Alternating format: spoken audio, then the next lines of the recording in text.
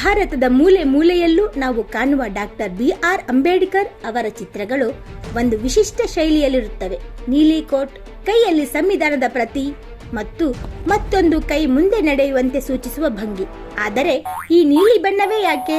ಅದರ ಹಿಂದಿರುವ ಅಸಲಿ ರಹಸ್ಯವೇನು? ಇಲ್ಲಿದೆ ನೋಡಿ ರೋಚಕ ಮಾಹಿತಿ. ವೈಯಕ್ತಿಕ ಇಷ್ಟ ಮತ್ತು ಸಂಕೇತ. ಅಂಬೇಡ್ಕರ್ ಮಹಾಸಭಾದ ನಾಯಕರಾದ ಲಾಲ್ಜಿ ನಿರ್ಮಲ್ ರವರ ಪ್ರಕಾರ ಬಾಬಾ ಸಾಹೇಬರಿಗೆ ನೀಲಿ ಬಣ್ಣವೆಂದರೆ ತುಂಬಾ ಇಷ್ಟವಿತ್ತು. ಅವರು ತಮ್ಮ ವೈಯಕ್ತಿಕ ಜೀವನದಲ್ಲಿಯೂ ಈ ಬಣ್ಣವನ್ನು ಹೆಚ್ಚಾಗಿ ಬಳಸುತ್ತಿದ್ದರು. ಇದು ಕೇವಲ ಒಂದು ಬಣ್ಣವಾಗಿರದೆ ಅವರ ವ್ಯಕ್ತಿತ್ವದ ಭಾಗವಾಗಿತ್ತು, ರಾಜಕೀಯ ಹೋರಾಟದ ಗುರುತು. ನೀಲಿ ಬಣ್ಣದ ನಂಟು ಕೇವಲ ವೈಯಕ್ತಿಕವಾಗಿ ಇಷ್ಟಕ್ಕೆ ಸೀಮಿತವಾಗಿಲ್ಲ.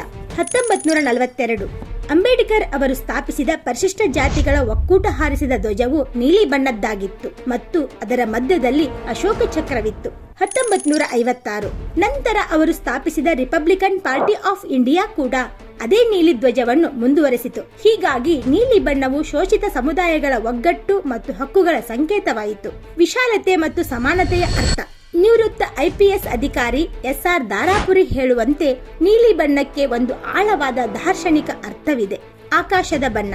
ಆಕಾಶವು ಹೇಗೆ ವಿಶಾಲವಾಗಿದೆಯೋ ಮತ್ತು ಎಲ್ಲರನ್ನೂ ತನ್ನ ತೆಕ್ಕೆಯಲ್ಲಿ ಸಮಾನವಾಗಿರಿಸಿಕೊಂಡಿದೆಯೋ, ಅಂಬೇಡ್ಕರ್ ಅವರ ದೃಷ್ಟಿಕೋನವು ಅಷ್ಟೇ ವಿಶಾಲವಾಗಿತ್ತು. ಅವಕಾಶಗಳ ಸಂಕೇತ. ಇದು ಮಿತಿಗಳಿಲ್ಲದ ಸ್ವಾತಂತ್ರ್ಯ, ಆಕಾಶದ ಎತ್ತರದ ಸಾಧನೆ ಮತ್ತು ಪ್ರತಿಯೊಬ್ಬರಿಗೂ ಸಮಾನ ಅವಕಾಶಗಳನ್ನು ಪ್ರತಿನಿಧಿಸುತ್ತದೆ. ಸಮಕಾಲೀನ ರಾಜಕೀಯ. ಇಂದು ಬಹುಜನ ಸಮಾಜ ಪಕ್ಷ ಸೇರಿದಂತೆ ಅನೇಕ ಅಂಬೇಡ್ಕರ್ವಾದಿ ಸಂಘಟನೆಗಳು ನೀಲಿ ಬಣ್ಣವನ್ನು ತಮ್ಮ ಅಸ್ಮಿತೆಯಾಗಿ ಬಳಸುತ್ತಿವೆ.